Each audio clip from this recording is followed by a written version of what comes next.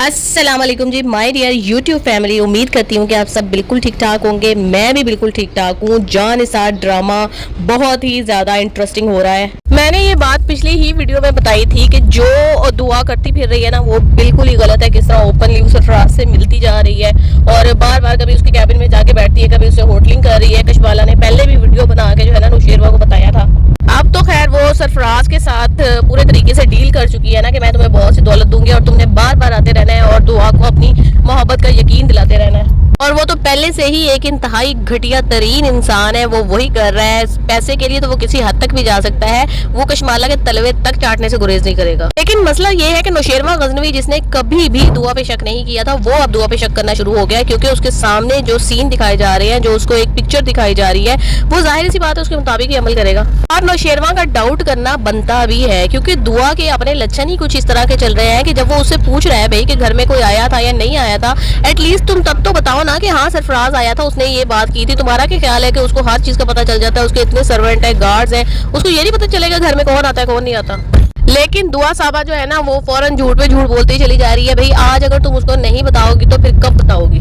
नौशेरवा गजनवी के नजदीक दुआ की जो एक ऑथेंटिसिटी बनी हुई थी ना, वो खत्म हो चुकी है और एंड टाइम पे दुआ साहबा जो है ना वो प्रेग्नेंट होगी। अब वो ये सोच रहा है कि जाहिर सी बात है इतने अरसे से तो पहले इसको बच्चा नहीं हो रहा था, लेकिन अब जब से ये सरफराज से मिलना शुरू हुई है तो तब ये प्रेग्नेंट कैसे हो गई है? ये बात भी कशमाला ने ही उसके दिल में डाली है कि ये किसी भी तरीके से तुम्हारा बच्चा नहीं हो सकता, ये सरफराज का ही बच्चा है। क्योंकि कशमाला ये चाहती है कि गजनवी जो है ना वो उसके बच्चे का बाप बने और वही इस खानदान की वारिस रहे।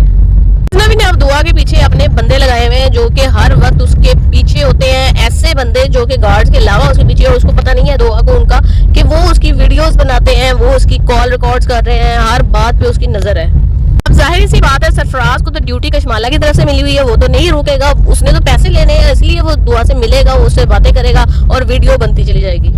दुआ पे ना हर तरफ से बैड सिचुएशंस आई हुई है। एक तो उसका अपना शोहर जो कि सबसे बड़ी उसकी बैक था, सबसे बड़ी सपोर्ट था। उसके घर वालों ने भी उसको इसीलिए एक्सेप्ट किया था कि नौशेरवा ने उसके बारे में बिल्कुल ठीक ठीक कहा था। जो भी यानी कि ये कर चुकी थी पीछे माजी में, वो उसको डिफेंड करता था। उसने कहा कोई बात नहीं, गलती हर इंसान से हो जाती है। उसके अलावा इतना अमीर था उसका बाप के पास था ही नहीं कुछ कि वो ऑब्जेक्शन करता। लेकिन अब जबकि हस्बैंड भी उसके खिलाफ हो गया है, दूसरी साइड पे फिजा को डिवोर्स हो गई है, वो बेचारी प्रेग्नेंट है, सरफराज के बच्चे की माँ बनने वाली है। तो उसका तो कोई कसूर नहीं है ना, क्योंकि उसने शुरू से कभी भी जिस तरह का उसके घर का सख्त माहौल था वो बिल्कुल उसके मुताबिक ढली रही। ना तो उसने किसी लड़के से कभी बात की, ना वो जाके मिली, ये सारा कुछ करती रही। दुआ और सजा बेचारी फिजा को मिली। अब तो उसकी वालदा भी ये कहती है, जब इसने कहा है कि जी आपको पता है इसमें मेरी गलती नहीं थी, नादानी में हो गया और मुझे एहसास है इस बात का, तो उसकी वालदा कहती है तुम्हें एहसास है या नहीं है एहसास, या जो भी तुमसे गलतियां हुई हैं उसका असर तुम्हारी जिंदगी पर तो नहीं पड़ रहा। तुम्हारी जिंदगी तो ठीक हो गई है नौशेरवा से शादी करने के बाद, लेकिन सारा कुछ जो भुगता है ना वो फिजा ने भुगता है। गलतियां तुम्हारी और जिंदगी उसकी खराब हो रही है। वो शुरू से बेवकूफ थी, अभी तक इसकी बेवकूफियां खत्म होने का नाम नहीं ले रही हैं। चलो ठीक है, तुमने इतनी बड़ी गलती की, तुम घर से भाग गई, तुम सरफराज के पास चली गई। फिर सरफराज का जब असली रूप तुम्हारे सामने आ गया था, उसने तुम्हें तवाइफों के अड्डे पे बेच दिया था, जहां से तुमने गजनवी ने खरीदा। फिर उसने खरीद कर तुम्हें इतनी ज्यादा इज्जत दी, उसके बावजूद भी तुम सरफराज जब तुम्हें नजर आया तो उससे मिल रही हो। फिजा की बातें भले कर रही थी कि फिजा को तलाक ना देना, ये ना करना, वो ना करना, लेकिन तुम मिल तो रही थी ना बार बार। तुम उसको मुंह ही ना लगाती कि नहीं जी नहीं। दुआ साहबा बाज नहीं आई। उसने उसको शायद अपनी ताकत दिखाने की कोशिश की कि लो जी सरफराज साहब तुम जो मुझे छोड़ गए थे, अब देखो मैं कितनी ताकतवर हो गई हूँ, कितनी अमीर हो गई हूँ। शोखी बिगाड़ने की कोशिश की, लेकिन वो जो शोखी थी ना वो उल्टी ही हो गई। चलो तुम उसके कैबिन में जाके मिल चुकी थी उससे, लेकिन बाद में होटल में जाके मिलने की क्या जरूरत थी?